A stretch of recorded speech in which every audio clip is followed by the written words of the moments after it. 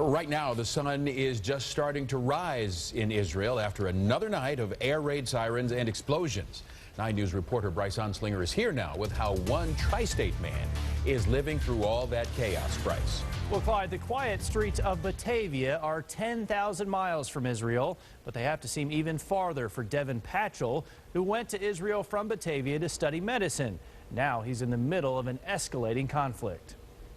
And as you can hear, the sirens are going off right now. These are the air raid sirens. Patchell could soon be in a war zone. These sirens give about a 1-minute warning prior to the explosions of the missiles that are launched from Gaza.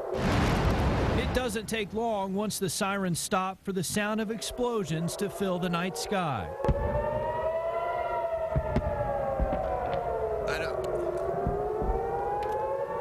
This is a major medical center. The 25-year-old has been in Beersheba, Israel for the past 18 months. He's just 25 miles from the Gaza Strip. Although what I'm experiencing is scary, not everybody has the same benefits and protective barriers that I do.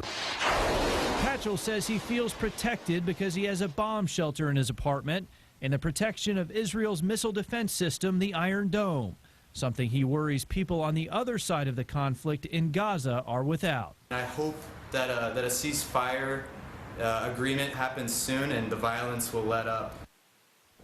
And the 60-second warning to seek cover from a rocket is frighteningly short. In fact, it's just about the length of the piece you just saw.